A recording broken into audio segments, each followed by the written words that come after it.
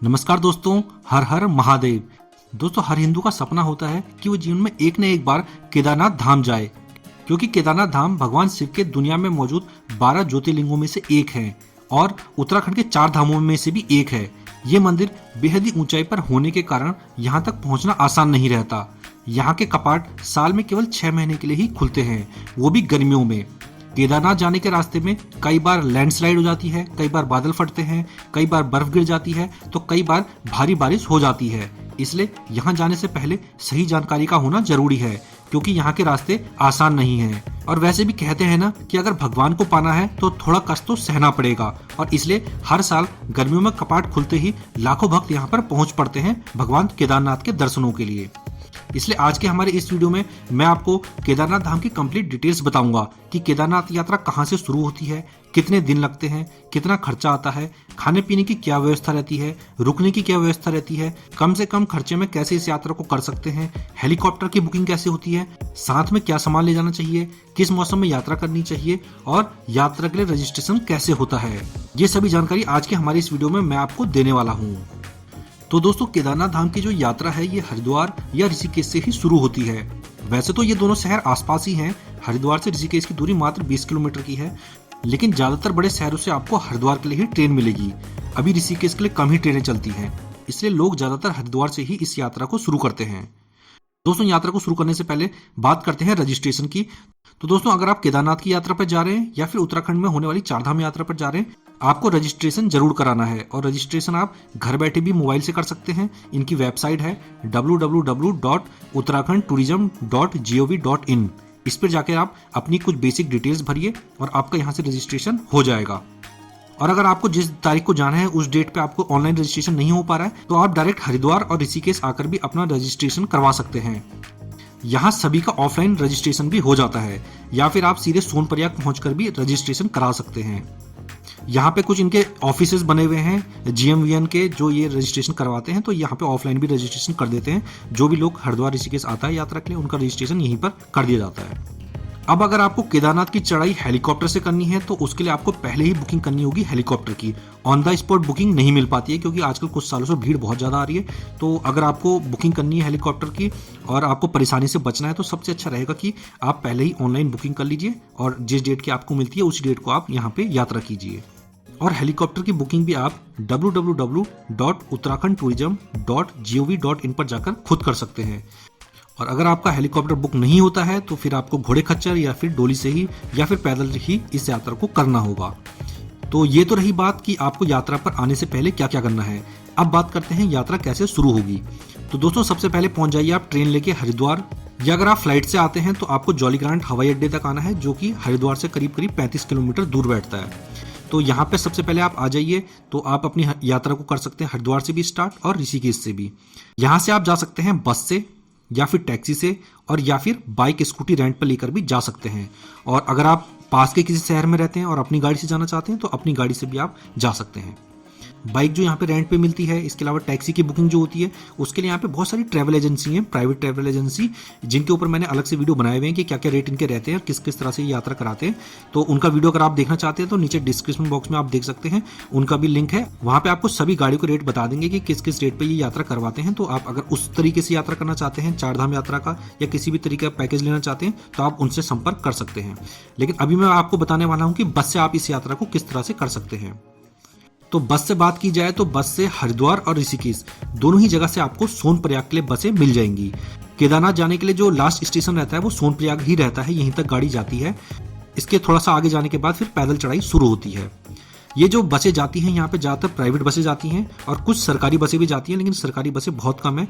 और सरकारी बसें आपको मिलेंगी ज़्यादातर ऋषिकेश से, हरिद्वार से प्राइवेट बसें ही मिलेंगी। जो मेन बस अड्डा है इनका, सरकारी बस अड्डा, उसके बाहर ही प्राइवेट बस अड्डा भी है, वहाँ से आपको बसें मिल जाएंगी सोनप्रयाग की।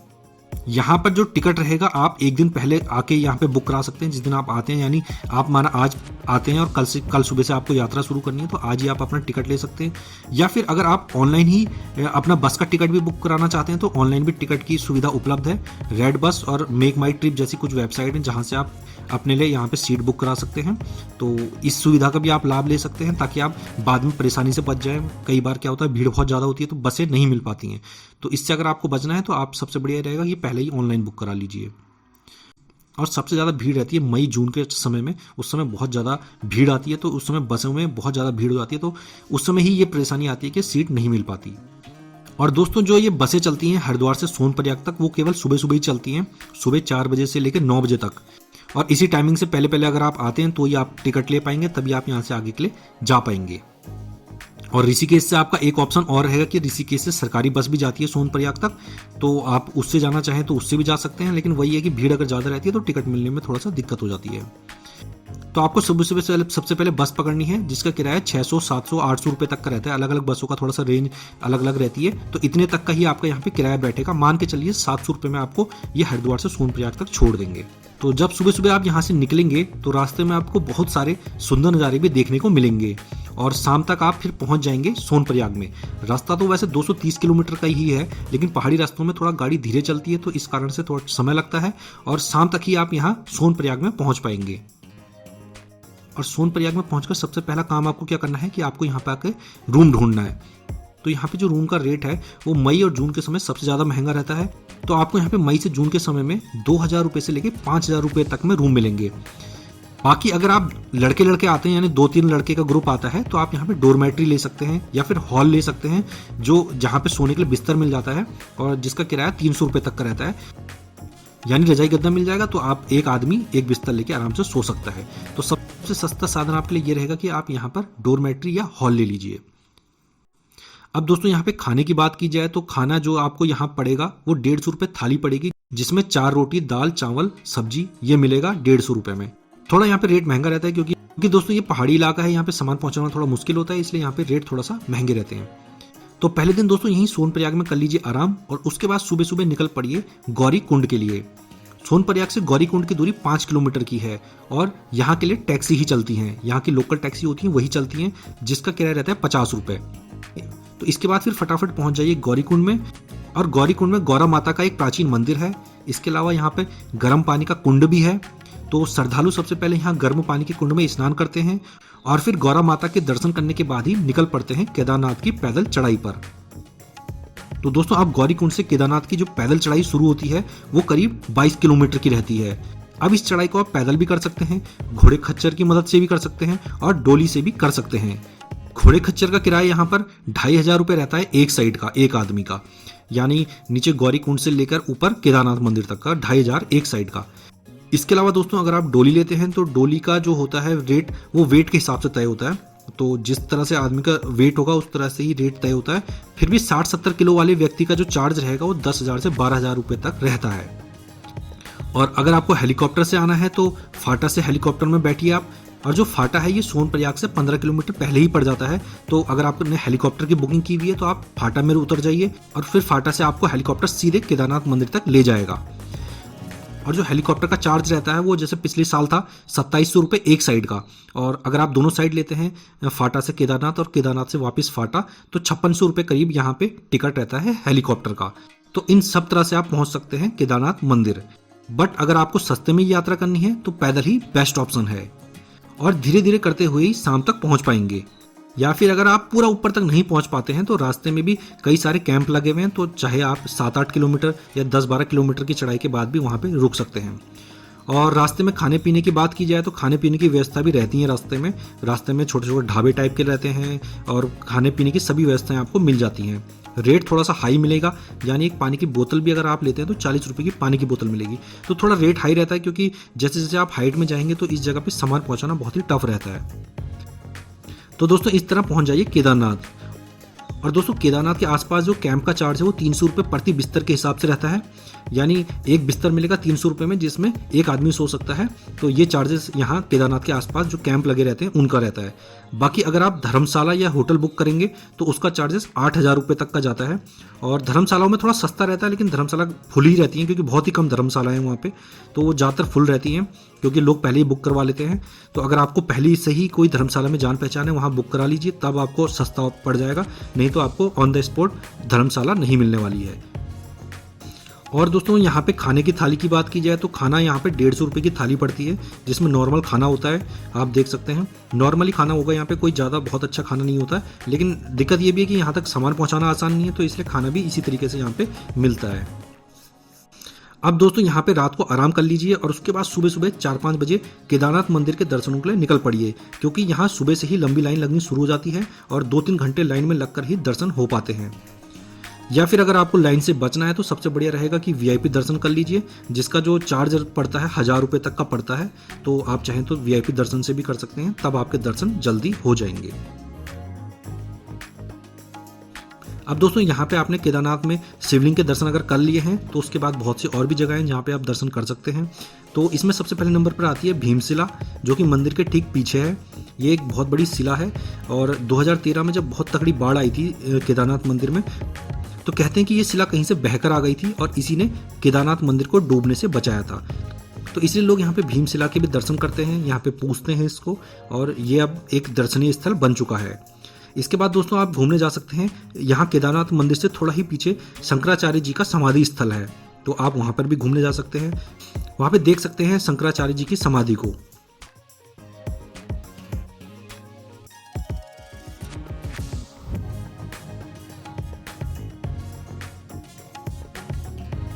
और दोस्तों यहाँ पे एक प्रसिद्ध मंदिर और है, भैरव बाबा का मंदिर, जो कि यहाँ मुख्य मंदिर से 1 किलोमीटर ऊपर की चढ़ाई पर है। तो आप वहाँ पे भैरव बाबा के दर्शनों के लिए भी जा सकते हैं। यहाँ से बहुत ही सुंदर केदार घाटी दिखाई देती है। तो दोस्तों इस तरह से दिन तक इन सभी जगहों के दर्शन करने के बाद निकल पड़िए वापस गौरीकुंड की ओर और शाम तक पहुंच जाओ गौरीकुंड। दोस्तों देखिए ऊपर चढ़ते हुए थोड़ा टाइम ज़्यादा लगता है, लेकिन जब आप नीचे की ओर आते हैं तो 6 घंटे करीब में आप नीचे आराम से पहुंच जाएंगे, क्योंकि नीचे जाना थोड़ा सा आसान रहता है। अब अगर आपके पास टाइम है तो आप सोनप्रयाग के लिए निकल पड़िए, और अगर आपको शाम हो गई है यहीं गौरीकुंड में तो यहीं रुक जाइए। यहाँ भी रुकने के कई ऑप्शन हैं। तो सबसे अच्छा ऑप्शन रहेगा यहाँ गौरीकुंड में हॉल का। देखिए अगर आप टाइम से पहुँचते हो तो टाइम से अपने लिए हॉल बुक कर लीजिए, क्योंकि रात होते होते भीड़ बढ़ने लगती है। उसके बाद कई बार हॉल भी नहीं मिल पाते हैं, तो सबसे बढ़िया रहेगा अपने लिए हॉल बुक कर लीजिए, जो कि 250-300 रुपये में एक बेड के हिसाब से मिल जाता है। अब दोस्तों कुछ लोगों का ये सवाल रहेगा कि आप अपना कैंप लगाकर क्या केदारनाथ में रुक सकते हैं, तो इसका जवाब है जी हाँ, आप यहाँ केदारनाथ में अपना कैंप भी ला सकते हैं, आप रुक सकते हैं। लेकिन ऐसी जगह पे कैंप लगाइए जहाँ पे बहुत सारे लोगों ने पहले से कैंप लगाए हुए हैं, ताकि एक सपोर्ट मिल जाए। बहुत सारे लोग रहेंगे तो थोड़ा कोई अगर जानवर आ जाता है या कुछ भी रात को दिक्कत होती है तो आप उनसे कह सकते हैं। और केदारनाथ के रास्ते में बहुत सारे लोग अपने प्राइवेट कैंप भी लगाते हैं, चाहे मंदिर के आसपास हो, चाहे गौरीकुंड के आसपास हो, या बीच रास्ते में हो। बहुत सारे लोग लगाते हैं कुछ सालों से, क्योंकि यहाँ पे होटल और धर्मशालाएं इतनी नहीं है कि इतनी सारी पब्लिक यहाँ पे आके रुक सके, इसलिए लोग अब अपने कैंप भी लाने लगे हैं। इसके बाद दोस्तों चौथे दिन सुबह सुबह सोनप्रयाग से बस लेकर निकल पड़ो हरिद्वार के लिए। सोनप्रयाग से सुबह सुबह ही बसें चलती हैं, और इसके अलावा कुछ टैक्सी भी चलती हैं सोनप्रयाग से डायरेक्ट हरिद्वार के लिए। तो इसमें बस का किराया कम रहता है और टैक्सी का थोड़ा सा 100-200 रुपये ज़्यादा रहता है। तो जिस भी तरह से आपको साधन मिले आप वापस निकल पड़िए हरिद्वार के लिए। तो इस तरह से अगर आप यात्रा को करेंगे तो आपको कम से कम 4 दिनों का समय लगेगा और सबसे सस्ते में आपकी यात्रा हो जाएगी। अब दोस्तों बात करें कि केदारनाथ यात्रा पर जाने से पहले साथ में क्या लेकर जाएं, तो आप अपने साथ एक जैकेट, एक रेनकोट और एक स्लीपर जरूर ले जाएं। जितना हो सके बैग को हल्का रखें, ताकि चलने में ज़्यादा परेशानी ना हो। यहाँ का मौसम ठंडा रहता है और बारिश भी अचानक से कभी भी हो जाती है, तो इतना सामान तो अपने साथ जरूर रखें। इसके साथ ही कुछ खांसी बुखार की दवाई और मूव वगैरह, पेन किलर वगैरह ये भी साथ में रख लें, क्योंकि यहाँ पे मौसम चेंज होता है और कई बार लोगों की तबीयत खराब हो जाती है। तो इसलिए अगर आप ये दवाई अपने पास रखते हैं तो कभी भी आपको ज़रूरत पड़े तो आप ये ले सकते हैं। वैसे यहाँ पे मेडिकल स्टोर भी हैं, तो अगर आपको कोई दिक्कत होती है तो आप यहाँ पे मेडिकल स्टोर से भी दवाई ले सकते हैं। अब दोस्तों बात की जाए कि केदारनाथ यात्रा करने के लिए बेस्ट टाइम क्या रहता है, तो दोस्तों केदारनाथ यात्रा के लिए बेस्ट टाइम मई, जून और अक्टूबर से नवंबर तक के बीच का रहता है। बाकी बरसात के समय ना ही आए तो अच्छा होगा, क्योंकि बरसात के समय में कई बार रास्ते खराब हो जाते हैं, लैंडस्लाइड होती है यहाँ बहुत ज़्यादा, तो इस वजह से आपको फंसना पड़ सकता है और जो आपको सुविधाएं हैं वो भी इतनी अच्छी नहीं मिल पाएंगी। तो इसलिए सबसे अच्छा रहेगा कि आप उस सीजन में आए जिस टाइम पे बरसात ना हो। तो दोस्तों इस तरह से अगर आप केदारनाथ यात्रा को करते हैं तो आपका 4000 रुपये से लेकर 5000 रुपये तक का बीच का खर्चा आएगा। तो आशा करता हूं दोस्तों आपको केदारनाथ धाम यात्रा की कंप्लीट डिटेल्स मिल गई होगी। इसके अलावा अगर आपका कोई सवाल है तो आप हमें नीचे कमेंट करके पूछ सकते हैं। दोस्तों वीडियो अच्छा लगा हो तो वीडियो को लाइक कीजिए और हमारे चैनल को भी कर लीजिए सब्सक्राइब। मिलेंगे नेक्स्ट वीडियो में, तब तक के लिए धन्यवाद। जय हिंद।